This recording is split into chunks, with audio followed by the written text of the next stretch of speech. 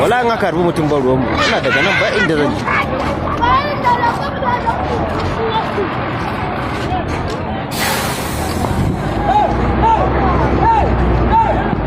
kai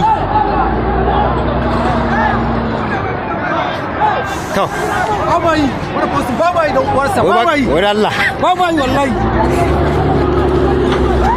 kai na lillahi wa inna